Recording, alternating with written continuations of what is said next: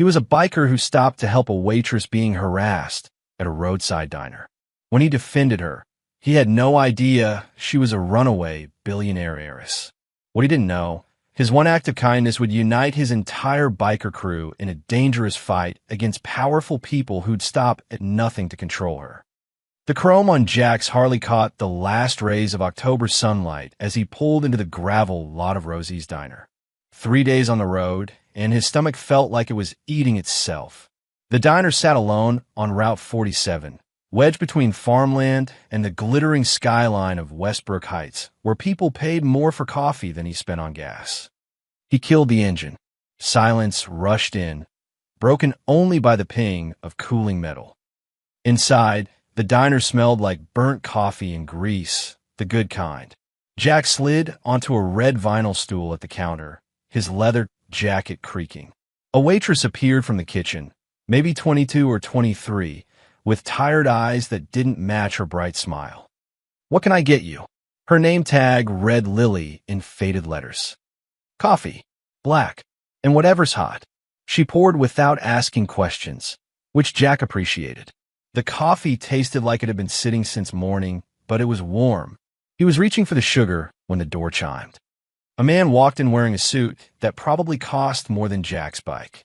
Tailored navy, gold cufflinks catching the fluorescent light. He had that look, the kind of face that expected doors to open before he reached them. "Lily," the man's voice cut through the diner's quiet hum. Not a greeting, a summons. The waitress's smile vanished. "Travis, I told you." "You told me a lot of things." Travis slid onto a stool 3 down from Jack, unbuttoning his jacket like he owned the place. "But you're still here, serving burgers to truckers. How's that working out?" Jack kept his eyes on his coffee, not his business. He'd made a rule years ago: stay out of other people's problems. His own were heavy enough.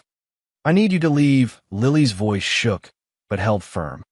"You need—" Travis laughed, the sound sharp and ugly. "You don't get to need things, sweetheart. That's not how this works." Jack's jaw tightened. Travis reached across the counter, his hand shooting out to grab Lily's wrist. "You've had your little adventure. Time to come home," and Jack's hand clamped down on Travis's forearm before he could touch her. The diner went dead silent. Even the radio seemed to hold its breath. "She said leave." Jack's voice came out quiet, almost conversational. He didn't look at Travis, just kept that iron grip on his arm, feeling the expensive watch beneath his fingers. Travis's face flushed red. "Do you have any idea who you're?" "Don't care." Jack finally turned his head, meeting Travis's eyes. He'd stared down meaner men in worse places. "Let's make this simple. You walk out that door, or I help you through it. Your choice." For 5 long seconds, Travis tried to hold the stare. Jack had perfected this look in prison. Empty, cold, like staring into a well with no bottom. It said, "I've got nothing to lose, and you've got everything." Travis yanked his arm back, stumbling off the stool. "You just made the biggest mistake of your life, you trailer trash piece of—" "Doors that way." Jack pointed without breaking eye contact. Travis's hands curled into fists, his face purple now. But something in Jack's stillness stopped him. Maybe it was the scars on Jack's knuckles. Maybe it was the way Jack hadn't moved an inch, hadn't even raised his voice. "This isn't over," Travis hissed, jabbing a finger at Lily. "You think you can just disappear? You think Daddy won't find you?" He spun toward Jack. "And you have no idea what you just stepped into." Travis stormed out.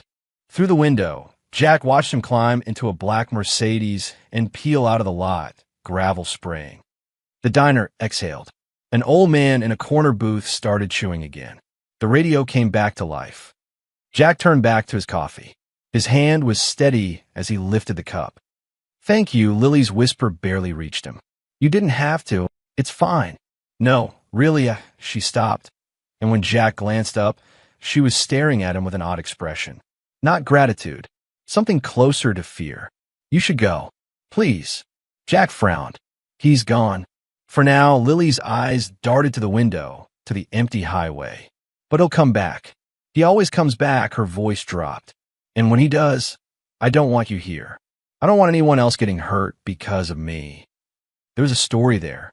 Jack could see it in the way her hands trembled as she refilled his coffee, in the purple shadows under her eyes, and how she flinched when a car passed outside. But it wasn't his story. He'd done his good deed for the month. How much? Jack pulled out his wallet. It's on the house. Lily pushed his money away. Least I can do. Jack left the 20 anyway and stood, zipping his jacket. At the door, he paused. You got somewhere safe to go tonight. Lily smiled, but didn't reach her eyes. I'll manage. I always do. It was a lie. Jack had told enough of them to recognize the taste. Outside, the autumn air bit through his jacket. He straddled his bike, kicked it to life. The engine's roar filled the empty lot. As he pulled onto the highway, Jack checked his mirror. Through the diner's window, he could see Lily standing behind the counter, watching him leave. She looked small, alone. He twisted the throttle, and the diner disappeared behind him. Not his problem. But 2 miles down the road, something nagged at him. That look in her eyes, that fear, and Travis's parting shot. You think Daddy won't find you. A girl working a dead-end diner job, running from someone with enough money to wear a $5,000 suit on a Tuesday night. Jack told himself to keep writing. He learned the hard way that getting involved with rich people's problems only ended one way, with someone like him taking a fall. The highway stretched ahead, empty and dark. He should keep going. He didn't slow down until the diner was 5 miles behind him. Then he pulled over, killed the engine, and sat in the darkness, listening to the wind through the empty fields. Not my problem, he told himself again. But his hands were already turning the bike around.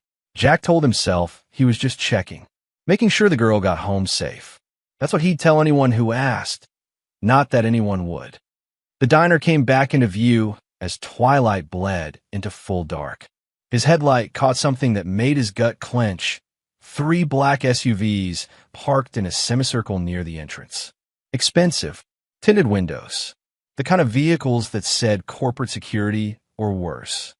He killed his lights and coasted into the shadows of an abandoned gas station across the road. Through the diner's window, he could see Lily behind the counter, cleaning. Alone. But outside, near the SUVs, 3 figures stood in the parking lot. Travis was one of them.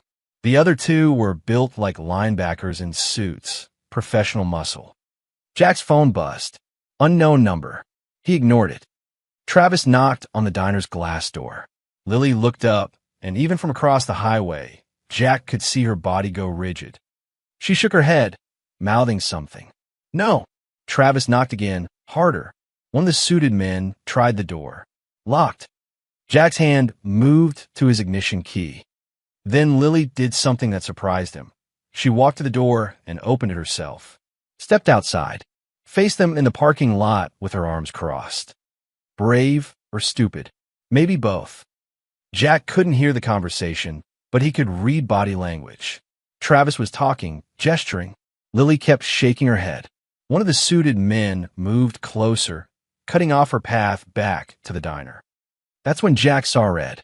He kick-started his bike and roared across the highway, gravel spraying as he skidded into the parking lot.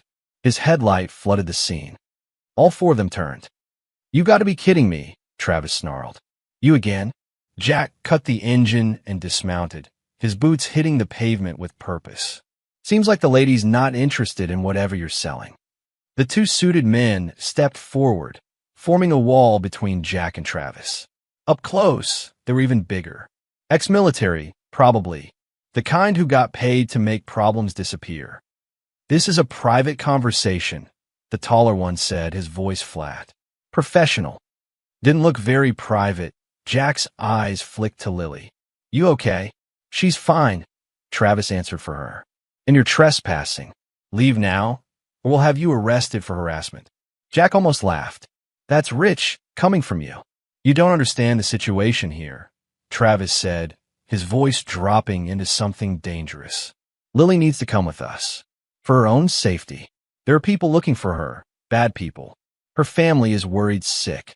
Then why does she look terrified? Jack shot back. Lily's voice cut through the tension. I'm not going anywhere with you, Travis. Lily, please. Travis's tone shifted, suddenly gentle, almost convincing. Your father sent me. He just wants to talk. No one's angry. We just want you home safe. If he wanted to talk, he'd come himself, Lily said, but Jack heard the waver in her voice. Doubt creeping in. Travis sensed it too. He's in Tokyo right now. Emergency board meeting. But he's flying back tomorrow, and he wants you there. Safe. Where you belong. Jack watched Lily's face. Saw the conflict there. Part of her wanted to believe it. Lily, Jack said quietly. You don't owe them anything. Her eyes met his. In that moment, something passed between them, an understanding. She'd spent weeks, maybe months, running. She was exhausted, but she wasn't ready to stop. I'm not going, she said finally, stepping back toward Jack. Travis's mask slipped.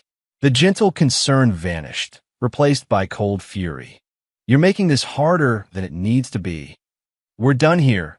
Jack positioned himself between Lily and the three men.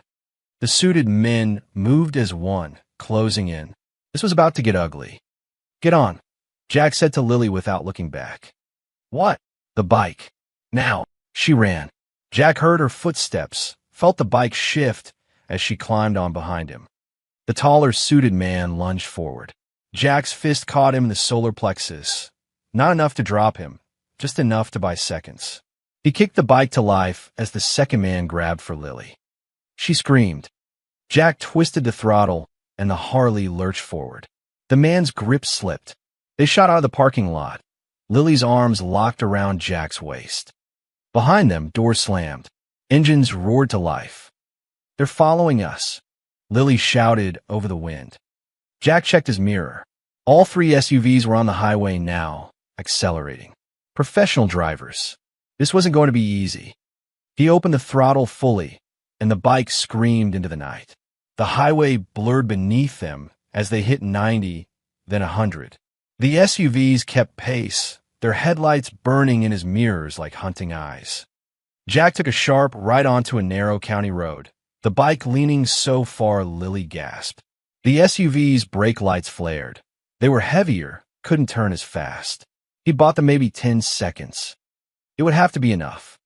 He killed his headlight and navigated by moonlight, taking another turn onto a dirt road that led into farmland. Behind them, the SUVs hesitated at the intersection, their lights sweeping across empty fields. Jack pushed deeper into the darkness, putting distance between them and the main road. Only when the SUV lights disappeared completely did he slow down. His heart hammered. Lily's grip hadn't loosened. Who are you? Jack finally asked, pulling into an abandoned gas station 5 miles from anywhere. In the moonlight, Lily's face was pale. Haunted. Someone who just made your life very, very complicated, she whispered. Jack knew a place. Everyone who'd lived rough knew a place. That one spot where the world forgot to look. Marla's auto garage sat 20 miles outside town, hidden behind a wall of pine trees and rusted car corpses. Marla herself was 60, built like a bulldog, and asked fewer questions than a confessional booth. They pulled in just after midnight. The garage was dark except for a single yellow bulb over the office door. Marla emerged in coveralls, wiping her hands on a rag. Her eyes took in Jack's tense shoulders, then Lily's terrified face. Trouble? She asked. The expensive kind, Jack said. Marla nodded once. Back room. There's a cot and some canned soup. Don't touch the Mustang. She's temperamental. She disappeared back in her office without another word. Inside, the back room smelled like motor oil and old coffee. Lily collapsed onto the cot, her whole body shaking now that the adrenaline was wearing off. I'm sorry, she whispered. I never meant for anyone to. Save it. Jack's voice came out harsher than he intended. Right now, I need to know what I'm dealing with. Who's chasing you? And don't give me some vague answer about complicated family drama. Lily looked up at him, tears tracking down her face. If I tell you, you'll leave. Everyone always leaves when they find out. I'm already in it. Those SUVs saw my face, my bike. So talk. She took a shaking breath. My father, he has certain expectations. About my life. About who I marry. Where I work. How I spend every single minute. And when I told him I wanted something different, something that was mine, her voice cracked. He made arrangements, without asking me. A marriage to Travis to merge two companies. A life planned out like a business transaction. Jack's jaw tightened. He'd seen this before. Rich families treating their kids like assets to be traded. So you ran? 3 months ago. Changed my name, dyed my hair, found that diner job. I thought I'd finally made it. That I was free, she laughed bitterly. Stupid. How'd they find you? I don't know. I was so careful. No phone, no credit cards, no. She stopped, her face going white. Oh God. The hospital. What hospital? 2 weeks ago. A customer had a heart attack. I rode with him in the ambulance. Gave the EMTs my real name without thinking. They would have filed a report, and Travis's people. She covered her face with her hands. I'm so stupid. Jack wanted to argue, but she wasn't wrong. One slip was all it took. We'll figure it out, he said, though he had no idea how. Get some sleep. I'll take first watch. But sleep didn't come for either of them. At 3 a.m., Jack was checking his bike when he heard it, the low rumble of engines on the access road. He burst in the back room. They found us. Moo! Lily was up instantly. Through the window, Jack saw headlights cutting through the trees. Multiple vehicles, moving slow and methodical. Searching. They ran to his bike, but Marla stopped them at the door. In her hand was a shotgun. Take the service road behind the garage, she said. Comes out near the old quarry. They won't know it's there. Marla, they'll question you. Let them. I'm old and mean, and I don't scare easy, she chambered around. Now go. Jack wanted to protest, but the headlights were getting closer. He and Lily mounted the bike and took off through the back, following a barely visible trail between the wrecked cars. Behind them, he heard voices, doors slamming. The service road was more suggestion than reality, overgrown and pitted with holes that threatened to throw them. Jack navigated by moonlight, trusting instinct more than sight. Then headlights flooded the trail behind them. They'd been spotted. Hold on. Jack opened the throttle. The bike lurched forward, branches whipping past. Lily's arms locked around him like a vice. The chase was on again, but this time through dense forest. Jack took a sharp left onto what might have been a hiking trail, the bike's suspension screaming in protest. The SUVs couldn't follow, too narrow, too rough. But he heard engines splitting up, circling. They were trying to cut him off. He pushed the bike harder, faster, taking turns that would have made him sick in daylight. A deer leaped across their path and Lily screamed, but Jack swerved and kept going. Finally, blessedly, they burst out onto a paved road. Jack didn't recognize it, but any road was better than being trapped in the forest. He rode for another 30 minutes before pulling into an abandoned barn, his hands shaking from exhaustion. They sat in darkness, listening.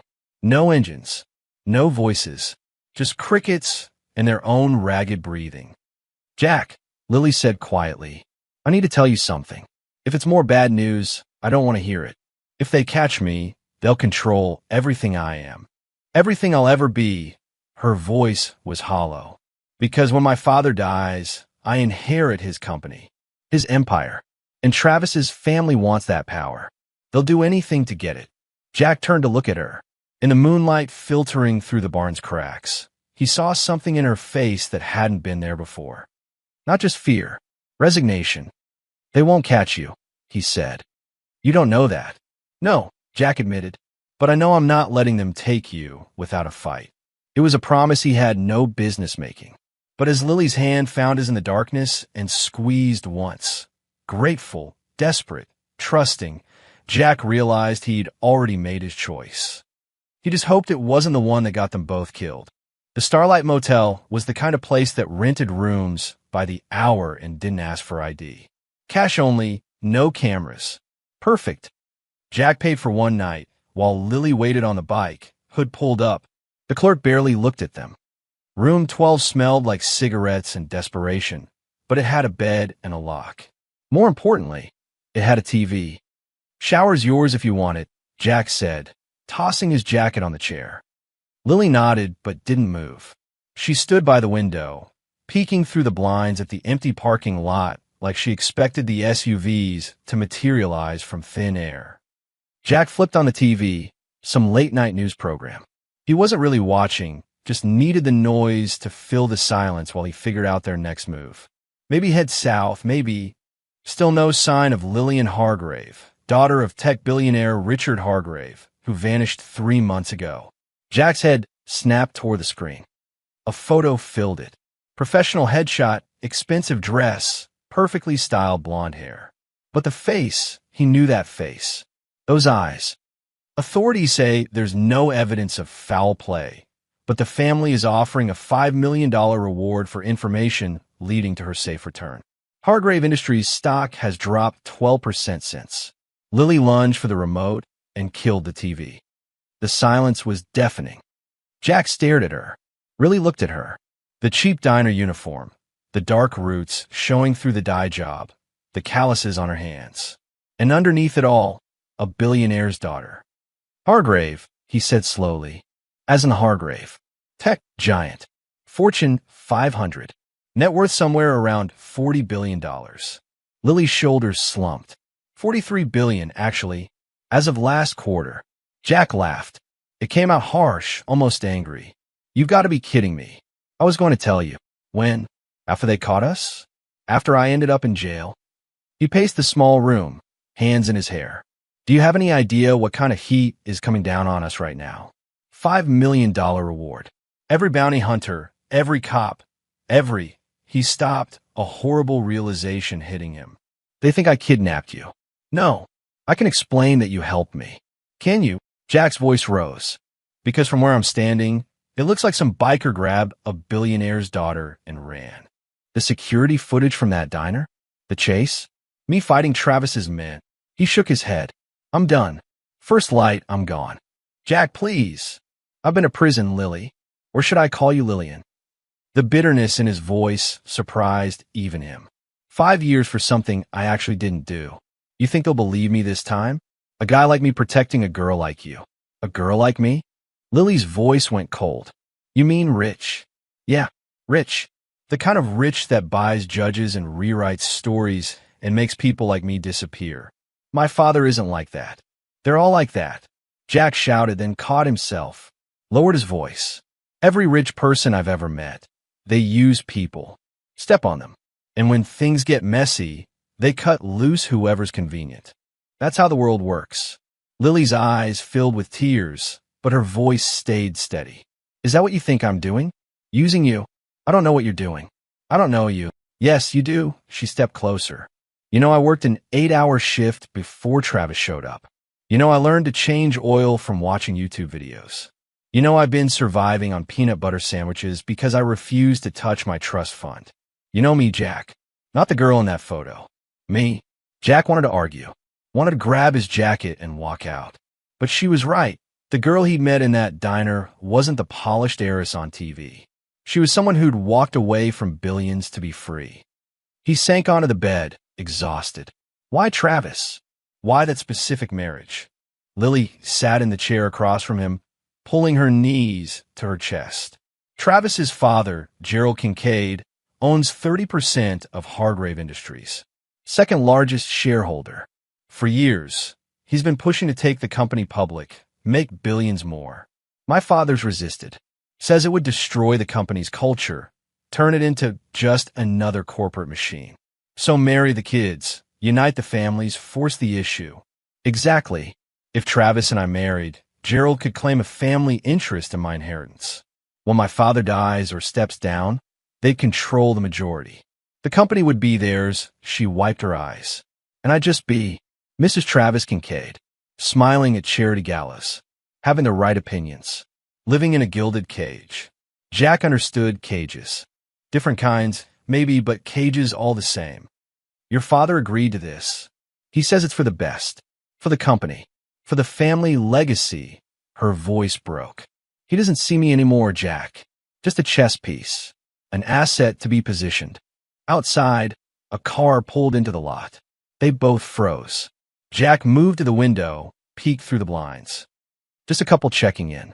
Nothing suspicious. But his heart was still racing. They'll keep coming, he said quietly. Travis, his father, your father's people. They won't stop until they have you back. I know. And me? I'm now a liability. A problem to be solved. Lily looked at him with those tired, haunted eyes. You can still leave. Take the bike and go. I'll tell them you didn't know who I was, that I tricked you. Stop. Jack turned from a window. I'm not leaving you to face this alone. Why? The question was barely a whisper. Why would you do that for me? Because he'd been in a cage once. Because he knew what it felt like when the whole world decided who you were without asking. Because sometimes doing the right thing mattered more than doing the smart thing. I don't know, he admitted, but I'm not walking away.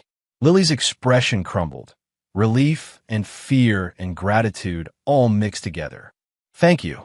Jack nodded, though part of him wondered if he'd just made the biggest mistake of his life.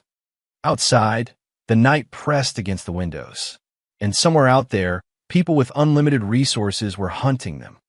Sleep didn't come easy. They hit the road at dawn, before the motel clerk's shift changed. Jack had a plan, if you could call it that. Keep moving, stay off main roads, use the network of bikers and drifters who lived in the cracks of America. First stop, Rusty's bar, 60 miles west in the desert. Rusty was ex-military, ran a biker haven where everyone minded their own business. They arrived as the sun climbed high and merciless. Inside, the bar was dark and cool. 3 bikers played pool in the corner. Rusty himself stood behind the counter, a mountain of a man with a gray beard down to his chest. Jack, Rusty's voice rumbled like distant thunder. Heard you picked up a passenger. Word traveled fast in their world. She needs a place to lay low, maybe a day or 2-inch. Rusty's eyes shifted to Lily, who stood close to Jack, trying to look invisible. That the Hargrave girl. Jack's hand moved instinctively toward Lily, protective. You watching the news now? Hard not to. Her face is everywhere. $5 million's a lot of money. Jack, Rusty pulled 2 beers from the cooler. But your money's good here. Back room's open. Just don't bring trouble to my door. They spent the afternoon in that back room, planning their next move. Or trying to. Every option seemed worse than the last. We could go to the police, Lily suggested. And tell them what? That you ran away from home, and I'm a good guy. Jack shook his head. They'll separate us in seconds. You'll be back with your father by dinner. Maybe that's not the worst thing. I could talk to him, make him understand. You think you haven't tried that already? Lily went quiet. He was right. She tried talking. It hadn't worked. That evening, they moved again. An abandoned train depot outside a ghost town. Then a riverside campground where an old hippie couple asked no questions. Each stop was temporary, restless. Each night, Jack took first watch while Lily slept fitfully on whatever surface they could find. On the 3rd night at the campground, Lily found Jack sitting by the river, staring at the water. Can't sleep? She asked, sitting beside him. Never could. Not since he trailed off. Prison. Jack glanced at her, surprised. You've been thinking about that. You said you were in for something you didn't do. What happened? For a long moment, Jack didn't answer. The river rushed past, indifferent to human troubles. I was 24, he finally said. Working construction. My boss was skimming from the job, blaming the crew. I found out, confronted him. Next day, cops showed up. Said I'd stolen $50,000 in equipment. He laughed bitterly. I'd never seen that much money in my life. But my boss had connections, good lawyers. I had a public defender who couldn't remember my name. 5 years. Jack, I'm so. Don't, his voice was sharp. Don't apologize for something you didn't do. I've had enough of that, he softened slightly. Point is, I know what it's like when people decide who you are. When they write your story without asking. Lily pulled her knees to her chest. My mother died when I was 12. After that, my father threw himself into work. The company became everything, and I became an extension of it. Hargrave Industries' future. The heir. Never just Lily. Is that when you started planning to run? No. I tried to be what he wanted. Went to the right schools, dated the right people, smiled at the right events. She picked up a stone, tossed it into the river. But then he announced the engagement to Travis without even telling me first. I found out at a board meeting. They were all congratulating me, and I didn't even know. Her voice cracked. That's when I knew I was never going to be a person to him. Just a signature on a contract. Jack understood that feeling, being reduced to something useful. For what it's worth, he said quietly, you're more real now than any version of you I've seen on TV. Lily smiled, the first genuine smile he'd seen in days. You're not what I expected either. What did you expect? Someone who'd leave at the first sign of trouble. Everyone always does. Jack wanted to tell her he wasn't that guy. But the truth was more complicated. He'd thought about leaving. Still thought about it sometimes.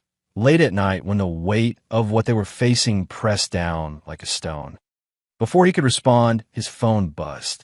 A text from Marla. They came back. Asked about you. Tore up my garage looking. I'm fine, but they're getting desperate. Watch your back. Jack showed Lily the message. Her face went pale. She got hurt because of me. She's tougher than she looks. That's not the point, Jack. People are getting pulled into this. You're friends. Soon it'll be worse. She stood abruptly. I can't keep running. It's not fair to you, to Marla, to anyone who helps us. So what are you saying? Lily turned to face him, and he saw something new in her expression. Not resignation. Determination. I'm saying we stop running and start fighting back. If Travis and his father want me so badly, let's give them what they want. But on my terms. Jack stood. What do you have in mind? My father's annual charity gala. 3 days from now. Every major shareholder will be there, including Gerald Kincaid. Press, cameras, the whole spectacle. Her eyes glinted in the moonlight. What if I showed up, in front of everyone, and told them exactly what Gerald and Travis have been doing? It was insane. Reckless. Walking straight into the lion's den. Jack grinned. I'm listening. The safe house was a hunting cabin 2 hours north, owned by Vince, one of Jack's oldest riding buddies. They'd done time together, watched each other's backs when it mattered. If Jack trusted anyone, it was Vince. Big mistake. They arrived after midnight, exhausted from another day of constant movement. Vince greeted them at the door with beer, and that easy grin Jack remembered. Jackie boy, heard you were stirring up trouble. Vince's eyes slid to Lily with undisguised curiosity. And this must be the famous runaway heiress. She's got a name? Jack said, an edge in his voice. Easy, brother. Just making conversation, Vince stepped aside, letting them in. Cabin's yours. Got food in the fridge, firewood out back. Stay as long as you need. Something fell off. Jack couldn't place it. Maybe the way Vince's smile didn't quite reach his eyes, or how his gaze kept flicking to his phone. But exhaustion won out over instinct. Thanks, man. I owe you. Don't mention it. Vince clapped him on the shoulder. What are brothers for? Jack should have listened to his gut. They settled in. Lily took the bedroom, while Jack made the couch his watch post. Around 2 a.m., he finally let himself drift off, just for a moment. He woke to the sound of car doors closing. Jack was on his feet instantly, adrenaline spiking. Through the window, he saw them, 2 black SUVs, headlights off, parked 30 yards from the cabin. 4 men in tactical gear, moving toward the door with practiced precision. Lily, Jack burst into the bedroom. We've got company. She was up in seconds, still wearing her clothes. She'd learned to sleep ready to run. The front door exploded inward. Jack grabbed the hunting rifle from above the mantel. Probably hadn't been fired in years, but it was better than nothing. He fired a warning shot through the doorway. The men scattered, taking cover. Back window, Jack shouted. They ran to the bedroom. Lily climbed through first, dropping into the tall grass. Jack followed, rifle in hand. Behind them, he heard boots thundering through the cabin. They sprinted toward the tree line, but a figure emerged from the shadows ahead. One of Travis's men, cutting off their escape. Jack swung the rifle like a club, catching the man across the jaw. He went down hard. The shed. Lily pointed to a small outbuilding near the woods. They made it inside, slamming the door. Jack shoved a workbench against it. Through gaps in the wooden walls, he could see flashlight beams sweeping the area. His phone buzzed. A text from Vince. Sorry, brother. $5 million's a lot of money. Nothing personal. Jack's blood turned to ice, then to fire. That son of a... He wanted to put his fist through the wall. Jack, Lily's voice was tight with fear. They're surrounding us. She was right. Through the gaps. He counted at least 4 men forming a perimeter. Professional. Patient. They weren't rushing in. They were waiting them out. There's a crawl space under the floor, Jack said, prying up a loose board. Leads to a drainage ditch outside the perimeter. My uncle built this place. Showed me all his tricks when I was a kid. They'll see us. Not if we wait for the right moment. Jack checked his phone. 2:47 nachts. Darkest hour before dawn. 5 minutes. When they think we're pinned down and scared. They waited in suffocating silence. Lily's hand found his in the darkness and squeezed. Her palm was sweaty, trembling. So was his. At exactly 2:52, Jack whispered, now. They dropped into the crawl space, barely 2 feet high, smelling of earth and rot. Jack led the way. Army crawling through the tunnel his uncle had dug for some paranoid reason that now seemed genius. Behind them, they heard shouting. The men had breached the shed. The tunnel opened into the drainage ditch 50 yards away, hidden by overgrown brush. They emerged muddy and gasping. Jack's bike was useless, parked right by the cabin. But there was an old dirt bike in the woods, something Vince used for hunting trails. They found it under a tarp. Please start, Jack prayed. Please. The engine coughed, sputtered, then roared to life. Flashlight beams swung toward them. Go, go, go. Lily jumped on behind him. Jack opened the throttle, and they shot into the woods, branches whipping past. Behind them, he heard engines starting, orders being shouted. They burst onto a logging road, and Jack pushed the bike to its limit. Not fast enough. In his mirror, headlights appeared. They're gaining, Lily shouted. Jack's mind raced. They couldn't outrun SUVs on this underpowered piece of junk. They needed an advantage. He saw it. A narrow footbridge crossing a ravine, built for hikers, definitely not for vehicles. Hold tight. He aimed for the bridge. The dirt bike's thin wheels bounced across the wooden planks. Behind them, the lead SUV tried to follow, too wide, too heavy. The bridge groaned, cracked, and collapsed into the ravine with a thunderous crash. The second SUV skidded to a stop at the edge. They'd bought themselves time. Not much, but enough. Jack rode until the bike's engine started smoking, then ditched it near an abandoned farm. They hiked the last 3 miles to the highway, staying off-road, moving in silence. As the sun rose, they caught a trucker willing to give them a ride south for $50.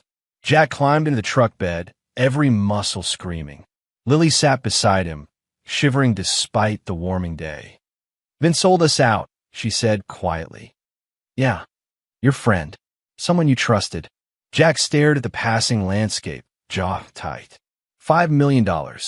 Makes people do ugly things. I'm sorry. Stop apologizing. This isn't your fault. But even as he said it, Jack felt something shift inside him. Vince's betrayal cut deep.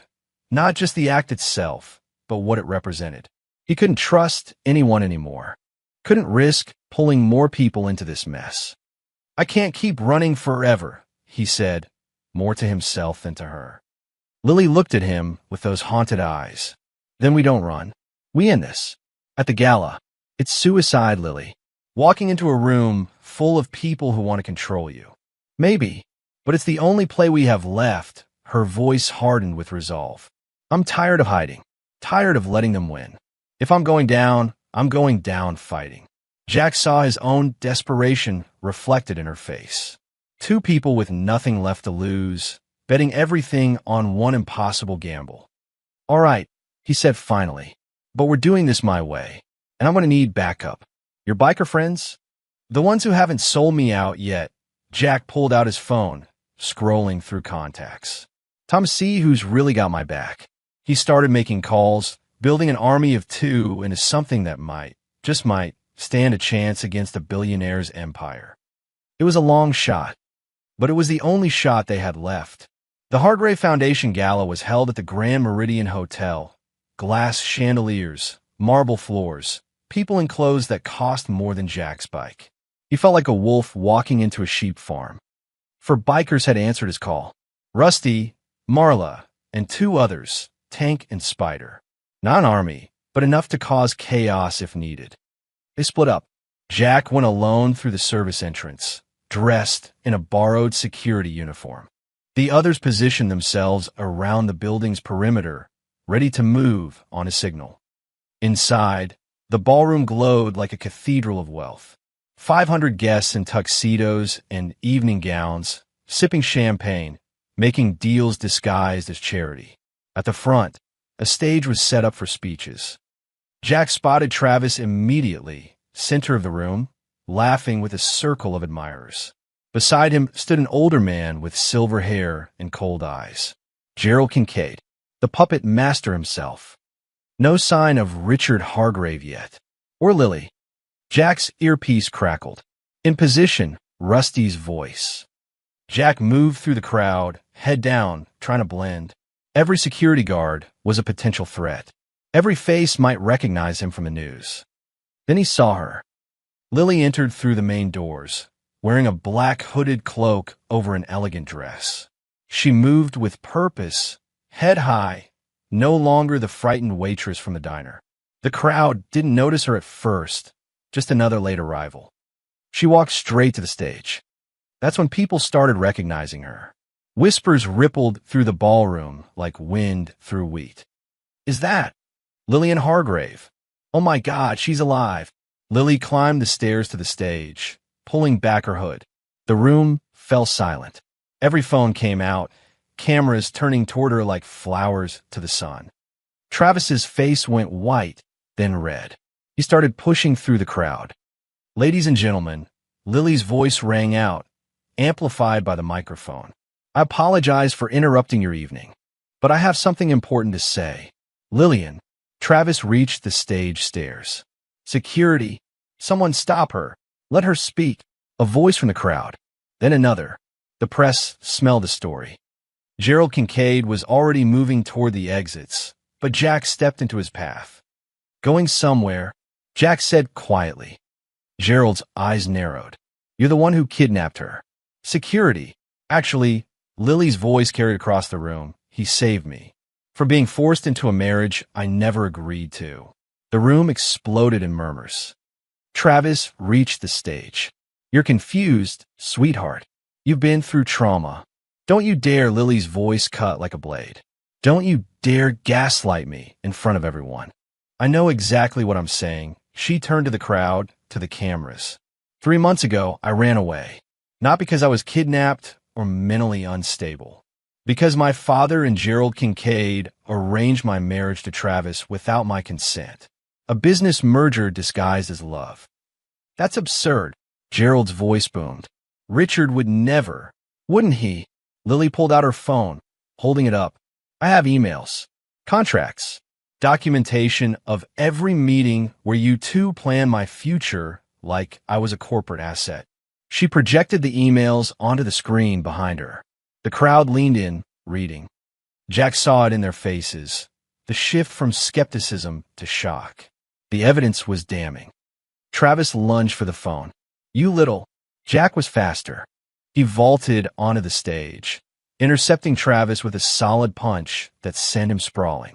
Security rushed forward, but suddenly Rusty and the others burst through the side doors, creating a human barrier. Nobody touches her. Rusty's voice thundered. The ballroom descended into controlled chaos. Guests screaming, security uncertain, cameras capturing everything. Then a voice cut through it all. Enough. Richard Hargrave stood in the entrance, flanked by his own security detail. He looked older than in his photos, gray at the temples, lines deep in his face. His eyes locked on Lily. Lillian, his voice cracked. You're alive. Did you know? Lily's voice shook. About the marriage contract? The merger plan? Richard climbed onto the stage, and Jack tensed, ready to intervene. But the older man wasn't looking at Jack or the crowd. Only his daughter. I knew, Richard said quietly, and the microphone picked it up. Gerald proposed it 6 months ago. I thought it was best for the company. For your future. My future. Tears streaked Lily's face. Or yours. I lost your mother. I buried myself in work, in building something that would last. I thought if I could give you security, stability, a legacy. His voice broke. I thought I was protecting you. I didn't see I was losing you. The room held its breath. You never asked what I wanted, Lily said. Never asked if I was happy, if I loved Travis, if I wanted any of this. You're right, Richard's shoulders sagged. I failed you as a father. I was so focused on the empire that I forgot the only thing that mattered was you. Gerald pushed forward. Richard, don't let her manipulate you. The merger is worth billions. I don't care about the merger. Richard's shout echoed. He turned to Gerald, fury in his eyes. You use my grief, my ambition. You try to turn my daughter into a bargaining chip. Get out. You're done. I'm buying out your shares. You can't. Watch me. Richard turned back to Lily. I'm sorry. For everything. If you never want to see me again, I understand. But I'm canceling this farce of an engagement. You're free, Lillian. Truly free. Lily stood frozen, tears streaming. Then she stepped forward and hugged her father. He held her like she might disappear again. Travis, bloodied and furious, tried one last time. You're both making a mistake. That biker trash corrupted her. That trash protected my daughter when I failed to, Richard said coldly. Security, escort Mr. Kincaid and his father from the premises. They're no longer welcome in any Hargrave property. As security moved in, Gerald and Travis were led away, their protests drowned by murmuring guests. Richard looked at Jack. You kept her safe? She kept herself safe, Jack said. I just drove the bike. Thank you, Richard extended his hand. Jack hesitated, then shook it. Rich man's hand. But maybe not all rich men were the same. The crowd began to disperse, the story already going viral online. Jack backed toward the exit, his job done. But Lily broke from her father and ran to him. Where are you going? She asked. You got your life back. You don't need me anymore. What if I want you here? Jack looked at her, no longer the scared waitress or the runaway heiress. Just Lily, standing at a crossroads, choosing her own path. Your world and mine don't mix, he said gently. Maybe they could, if we wanted them to. Before Jack could answer, Rusty whistled from the door. Cops are coming, brother. We should bounce. Jack nodded, looked at Lily one last time. Take care of yourself. Then he walked away, disappearing into the night with his crew, leaving Lily standing in the ballroom, free at last, but watching him go. Dawn broke over the city in shades of gold and pink. Jack sat on his bike in an empty parking garage, staring at nothing. The adrenaline had finally worn off, leaving him hollow. Rusty and the others had scattered after the gala, smart enough to avoid the police questions that would inevitably come. Jack should have left too. Should have been 3 states away by now. But his bike wouldn't start, or maybe he just couldn't make himself turn the key. Footsteps echoed through the concrete space. Jack's hand moved to the wrench in his jacket, then relaxed. He knew those footsteps. Lily appeared from the stairwell, still wearing her gala dress, but with sneakers instead of heels. She looked exhausted and beautiful and completely out of place in this grimy parking garage. How'd you find me? Jack asked. Marla told me you'd be here. Said this is where you always go when you need to think. Lily stopped a few feet away, uncertain. Can we talk? Nothing left to say. You got your freedom. Your father back. Everything worked out. Did it? She moved closer. Because it doesn't feel like everything. Jack finally looked at her. What do you want, Lily? I want to know why you left. Because that's what people like me do. We don't stick around for the champagne and the happy endings. He gestured at her dress. You belong in that ballroom. I belong here. That's just how it is. That's the stupidest thing I've ever heard. Lily's voice cracked with frustration. You think I care about ballrooms? After everything we've been through, you should care. It's your world. It was never my world. That's the whole point. She was shouting now, her voice echoing off concrete. I ran away from that world because it was killing me. And then I met you, and for the first time in my life, I felt like I could breathe. Like I was actually alive.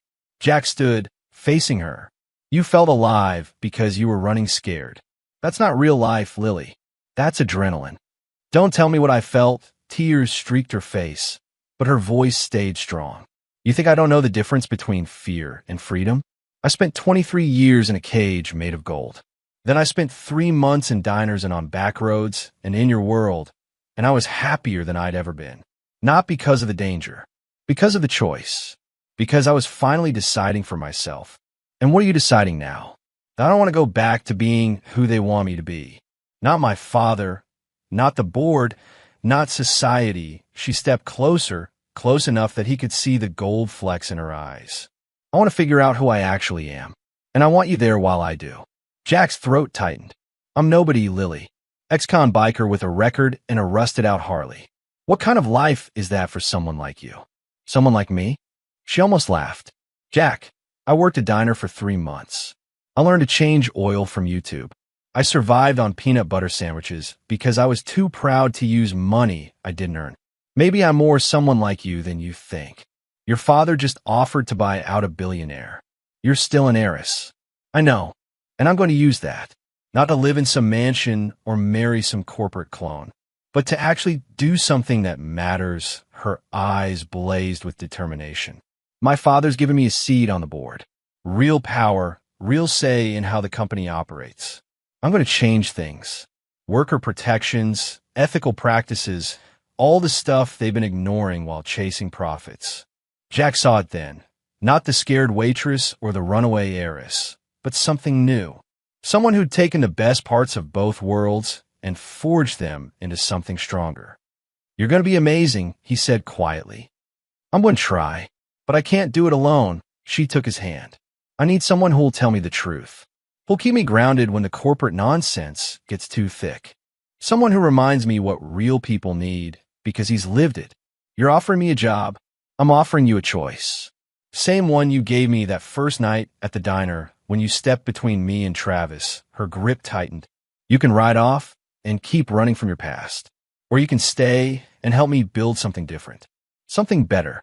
Jack looked at their joined hands. Hers soft from privilege, his scarred from hardship. Different worlds. But maybe that was the point. I don't do boardrooms, he said finally. I don't need you in boardrooms. I need you to be you. Keep riding your bike, working with Marla, living your life. Just let me be part of it. And let me pull you into mine sometimes when I need to remember what I'm fighting for. That's a terrible plan. Probably Lily smiled through her tears. But it's my plan. My choice. What's yours? Jack thought about the road. About the freedom of going wherever the highway led, answering to nobody. It was the life he'd built after prison, the only life he'd known. But he also thought about Lily, not as the girl he'd saved, but as the woman standing in front of him now. Strong, determined, real. Someone who'd chosen him when she could have chosen anyone. Maybe freedom wasn't just about running. Maybe it was about choosing where you stood. One condition, Jack said. What? When your world gets too heavy, we get on the bike and just ride. No destination. No plan. Just road. Lily's smile lit up the dim garage. Deal. She kissed him then, soft and sure, and for a moment the parking garage felt like the best place in the world. When they pulled apart, the sun was fully up, streaming through the concrete pillars. So what now? Jack asked. Now, I'm going home. Taking a shower that lasts about 3 hours. Eating real food, Lily squeezed his hand. And tomorrow, I'm going to that board meeting and start changing things. You want to come? To the board meeting? God, no. But maybe after? We could grab lunch. Somewhere without champagne or chandeliers. I know a place. They walked to the stairwell together, Lily in her gala dress and sneakers, Jack in his leather jacket and boots. Mismatched. Impossible. Perfect. At the exit, Lily paused. Thank you. For everything. For seeing me when everyone else just saw the Hargrave name. Thank you for not giving up. On yourself or on me. She smiled and headed down the stairs, turning back once to wave. Jack returned his bike, and this time when he turned the key, it roared to life like it had been waiting for him to be ready. He rode out of the garage into the morning light, but this time he wasn't running. He was heading somewhere. Somewhere that included a woman who'd walked away from billions to find herself and chose to bring him along for the ride. Two worlds colliding. Maybe that wasn't such a bad thing after all.